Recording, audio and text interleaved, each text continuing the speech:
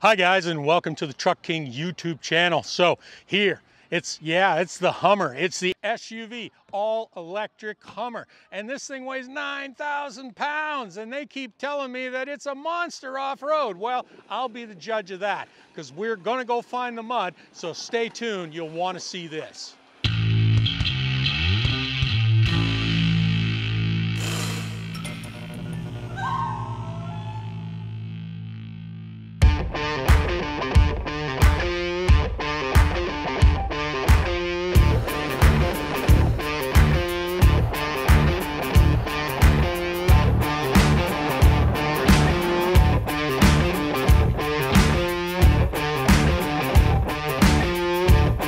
So let's start with the walk around. So we have the front frunk, because of course we don't have an engine here. What we do have is these are the covers actually for the acrylic panels, because this is a T-roof setup. This is also the off-road version of this Hummer EV. And one of the things you'll note with that is these huge, massive tow hooks. These are reminiscent of the ones they used to put on the military Hummers so they could pick them up with helicopters. So the color scheme is very specific to this very first edition of Hummers. This is Moonshot Matte Green. And inside is also a lunar landscape.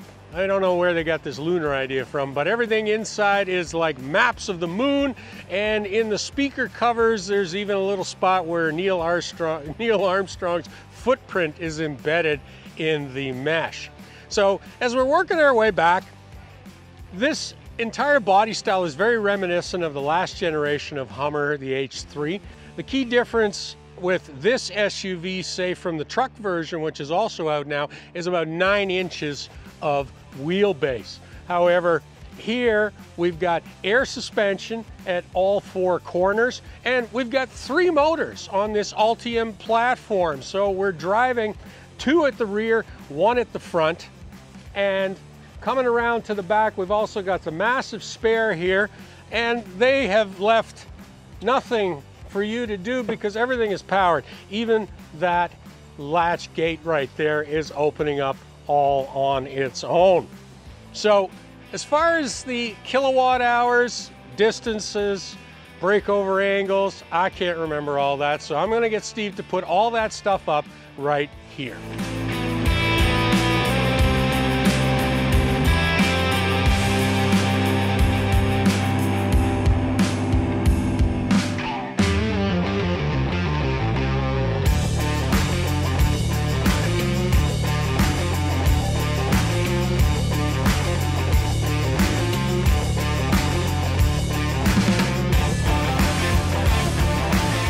So we're about to go off-road in the Hummer EV, and of course this in itself is fantastic because there's been 2 weeks worth of rain here in California, and what we're going into is an off-road that they built, so it's virgin ground.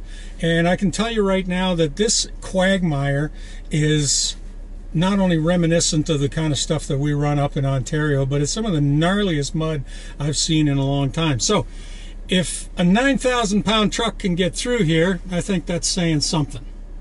I agree. All right, so it's all up to you, because it's apparently so technical they won't let me drive. There we go.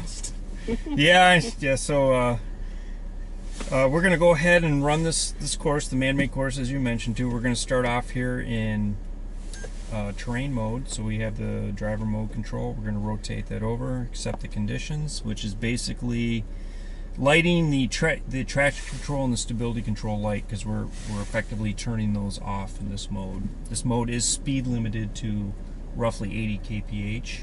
If you want to go high speed off-road, you would use off-road mode. That would be more appropriate for sand, desert running, but for rocks, logs, this type of terrain, I think the terrain is a little more suited. So now, being that we've got an EV here, are we dealing with lockers? Do we have individual lockers, or is it just all the time engaged? So we are moving torque around all the time between the 3 motors, 1 in the front, 2 in the rear. We do have lockers available for additional traction. Now the rear locker is what we call a virtual locker because there's no physical connection between the two drive motors. We're doing it all with software and calibration, but we are trying to more tightly match the wheel speed of those two rear wheels at the same time to act as if a locker was transferring torque where needed. Yeah, because these lock buttons, I mean, between front and rear, it looks like something that we're used to from other gas applications. Yes. But with an electric motor, it's never freewheeling. Correct. Now in the front though, we only have a single motor and it goes through an open differential. It does have an e-locker on top of it. So that is more of a typical locker. Right. Mechanical locker. So all right, we're going to feel them right now. Okay. Off we go. So I'm going to start off running the virtual rear locker. Get a nice depiction here. This is my favorite page because you can kind of see here, especially in mud, sometimes it's hard to tell where you got the vehicle pointed. If you call that a pointing, I guess. So we'll go ahead and we're going to do a crab walk demonstration here. I'll let you guys experience the sight and sound. Pushing the 9 o'clock button. Ooh. Gets its own graphic and everything. Wow, that's cute. It defaults to an underbody camera, which you can wash it, but I think we've maybe 6 layers of mud, but we're up to 8 layers now. Yeah, so I was about to say it'd probably take a gallon of washer exactly. fluid. So we have a great front camera view, and I'm gonna go through. We can keep the front camera view on. There's no reason not to. So we're gonna go through here and do a little diagonal shuffle. So we're going to keep the front of the truck pointed straight, and we're going to move diagonally from side to side a few times here before we get tractor beamed back into the mud. Whoa! It's an unnatural feeling with the nose not moving when you're turning the wheel. Right. It is. It's a little bit of a party trick, but I will say I have used it in northern Michigan, probably in the winter. Conditions similar you guys might experience, but yeah, exactly, because of course we're used to driving a lot of things like like Raptors and whatnot, but I mean these are desert runners, but back home trees, goddamn trees are always jumping out at you, so I can already see that the crab walk's going to be a real handy gadget. And of course the rear auto steer, rear wheel steering is making the vehicle much more maneuverable in all situations, even when you're not using crab walk, which forces the wheels to move in phase. There's a lot of skid plates. 5 skid plates. 5 skid plates. I think we used at least 2 different ones there. That's all right. They're working. That's 4. There's 5. Yeah. I mean, what's amazing is just how slow we're going. Yeah. I mean, growing up, my intuition in this sort of stuff would be, to the floor and don't slow down for nothing, right? Yeah. But, wow. So we're locked up. That is all lockers with 1 button. So you can select the rear on its own and then all lockers with 1 button. That's actually cool. Woo! All right. Now we're cooking. Even getting sideways there, like it finds the power, it moves it around, and it doesn't bog down. Yeah, it's amazing. And in a weird way, I think of weight as being a minus, a detriment, but in this case, it's just putting so much weight on each one of these tires evenly that you're catching all around. Now, what's pretty cool is with the air suspension, we have 13 inches of travel at each corner. So at normal ride height, you're pretty much centered. You've got as much rebound travel as you do jounce travel. As the user, you can raise the vehicle up to 6 inches to put it in extract mode, and then for the watts to freedom mode, which is our launch mode you guys will be experiencing tomorrow, we actually lower the truck 4 inches. So of that 13 inches, 10 of it is user selectable, which is really cool. One of the features on this unit is a launch control, which GM is calling watts to freedom. So, I don't know, corny name, but the point is, one of the cool things with electric that we're all going to have to get used to is that you get 100% of torque the second you touch that accelerator. And it is amazing how fast this thing will go off the line. So, watch it right here. Okay, we're on the line. Engage, watts to freedom. Double press on our traction button. That low, angry growl, and we are ready to go. Left foot on brake. Now, gas to the floor. Here we go. Damn! Man, is that okay? It's raining pretty good, so the back end got a little squirrely, but we still 0 to 60 in, what was that, 200 feet? Yeah. Holy cow. So 3.5 seconds. Ooh, Jesus. Yeah. That's something else. Yeah. Especially for a 9,000 pound vehicle. Yeah. My God. Yeah, you better not eat lunch before you do that. So Matt, we're out here driving in the Hummer HEV SUV. There's a whole bunch of letters for you. It's a mouthful. And we've had a number of hours in the unit now, and I mean, I think we should just talk about first impressions.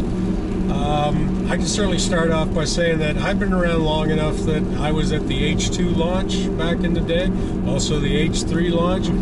This look and body style is very reminiscent of H3, size-wise and otherwise. Nice little short windshield. You have this sense of, you know, high doors, low roof. You get inside here, you feel like you're driving a tank. Kind of the way it feels on the road as well, because it is super wide and planted.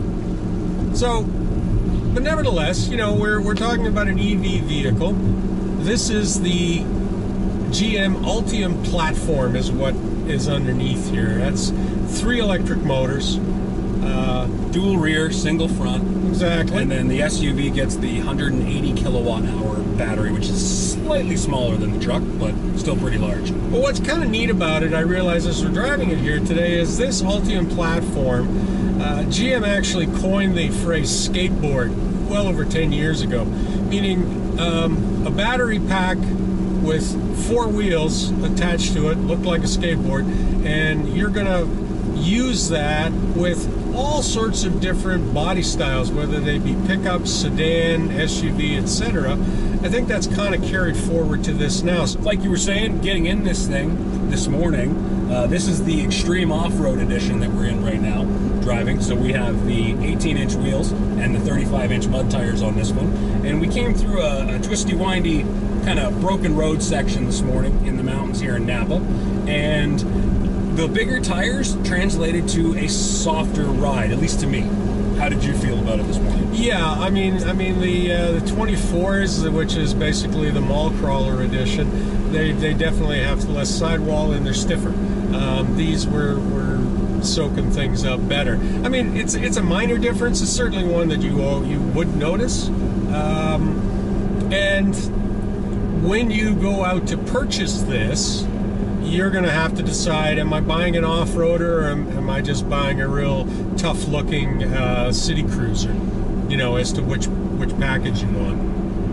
You've got a 4-wheel steering system in this unit. So it has what's reminiscent of what back in the day GM called quadra-steer, but basically 4-wheel steering. So it will do a 35-foot turning circle. I mean, it's amazing what a small circle this thing will flip around in. And to put that into something that's easier to see, you can see here in this shot, Dad can complete a full turn in 3.5 parking spaces. 3.5 parking spaces if you watch right here. It's super tight. I mean, we both own subcompact cars as our run-around beaters. Those cars can't complete those turns that tight, so it's really impressive for this size of a vehicle. And I think, especially yesterday on the trails, if you're out in the bush and you've got that, oh no, there's a tree coming and I got to make a really tight 90, that's going to make a huge difference maneuvering this thing when you get off road. That is true. Now I want to talk about the drive, and in some ways I feel like I'm repeating myself, and yet about the simple fact that you got this massive battery pack. It weighs a lot. It's very low in the frame of the truck. You've got the electric motors down, and you've also got a forward, back, 50-50 split in terms of not only the weight distribution, but the torque that's being sent to the wheels. So, because I went through this with the F-150 Lightning, I was like, man, this thing is like, it's so planted and it's on the ground. And I mean, I've got a lifetime of driving pickup trucks where I'm used to the back end being light and always wanting to skip out on you. Well, that's gone. Those days are gone if you're talking about EVs. However, when we were driving the Lightning, I was like, well, this is unique to the Lightning. And then I started driving this and I'm like, well, no, this is going to be the way that all EVs drive going forward, because again, low center of gravity, weight close to the ground, each corner of the vehicle is motorized and driven, and equalized torque front and back. So we're coming into an age where we've got just a very different driving dynamic coming to us, and from a performance point of view, I don't think you're ever going to be able to beat electric. Now, when I'm thinking back to gas motors, you're just not. It's amazing the way this thing will carve corners, and considering it's built like a brick, it goes through corners like a Miata. It's really quite something. It really is, and to use your own phrase, it's built like a brick. The one thing I did have to complain about as far as this driving experience, and this might be Hummer, but this windshield. There was a couple of times this morning where I found myself hunkering forward to look up at traffic lights to see whether I had the green yet or not. It's a little skinny, and part of me wishes some of these roof panels had been the translucent version or the opaque version, so I could have seen out of them, but you know what, you're right about that. Not even that, but it's a design feature, and you know, we're not noticing it here in California, but I know from experience with Jeeps that a very straight up and down windshield like you have here is going to collect bugs like crazy. Oh yeah. Like come May in Ontario, this windshield is going to be just bug splatter, because they're not going over top, they're just hitting. And they laid this windshield out with the 3 mini wipers, reminiscent of the Toyota FJ Cruiser of you know, a decade ago. Yeah. But when we first saw it, I kind of giggled to myself, and then I was like, no, you need them because you can't put a big sweep up here. Yeah, well, there's that. I mean, it's not the only one that's ever used 3 wipers, but it is kind of neat. And you're right, you can't use a big sweep because the windshield is so low. Yeah. So anyway, just kind of a unique feature. But you know, speaking about that, Matt, I'll tell you one thing. You buy this thing, you are going to be the center of attention anywhere you go. It just sticks out.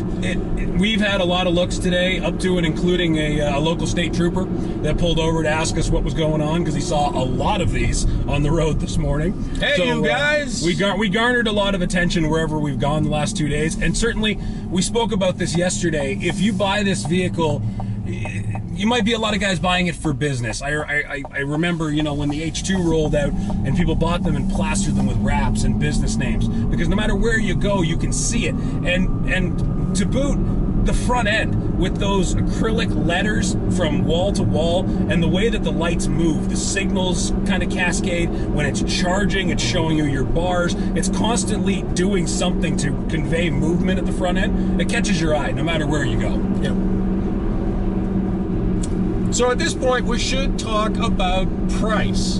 And that, you know, and I just want to lay out before I say the numbers here that in a lot of ways, the Hummer EV it's a halo vehicle. It is definitely, it's a look at me, see what I can do vehicle, and the price reflects that. So what we're sitting in here right now in the off-road edition, $110,000 US, and in Canada it will be 150-ish. Yes, so 150, just to make sure you did hear it right. Yeah, and so, you know, at that price point, yeah, they're going to sell, but this is never going to be a big seller. No.